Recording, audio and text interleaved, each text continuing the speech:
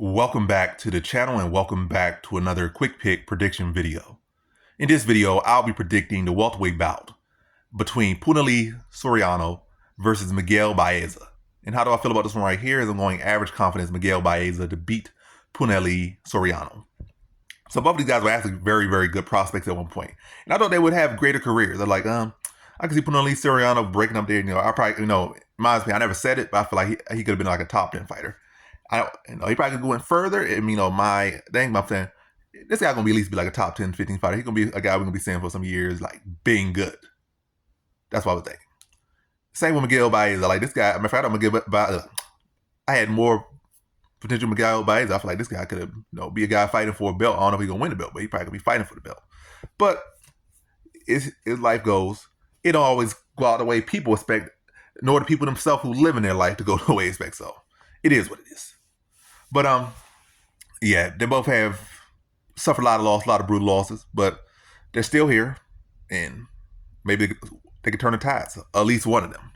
And yeah, as far as this one, I'm going Baeza because this is his weight class. He hasn't dropped down to 55. He hasn't went up to 185. He's still at 170. He's still in there. And I feel like he's the more technical fighter.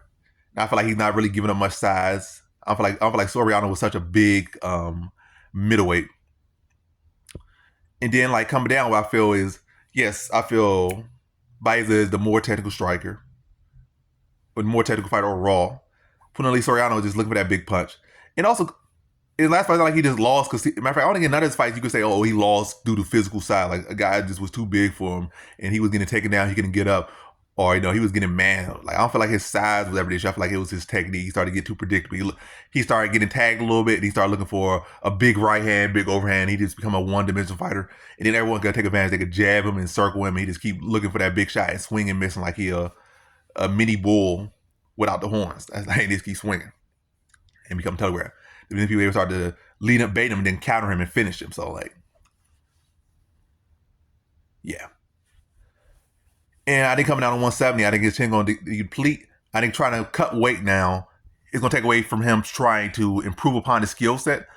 I feel the best thing for him really would have probably been to leave the UFC, go to a minor league, not even go to a PFL or Bellator, because even those levels are pretty high. Go to a smaller, go back to your regional circuit, and, just work back on your skills. Go on 10 fight win streak. It don't mean you have to take 10 years to come back. Go take 5 fights a year maybe. So 2 years. Build up, or I don't know, maybe a year. Just go back, to a lower level, not too low, but a good lower level where you can get some good work and power and chisel out your skills.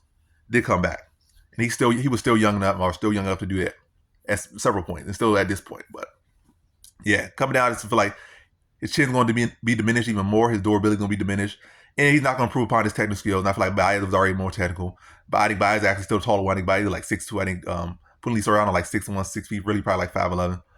So Baeza will have the height and length on him, be more technical, be more quick, and he got some good power on him as well. And I think he mixes up his kicks well. I think when he's on point, he has better head movement. Yeah, just a much better put together fighter. And Baeza is giving away his size to come down here drained. I think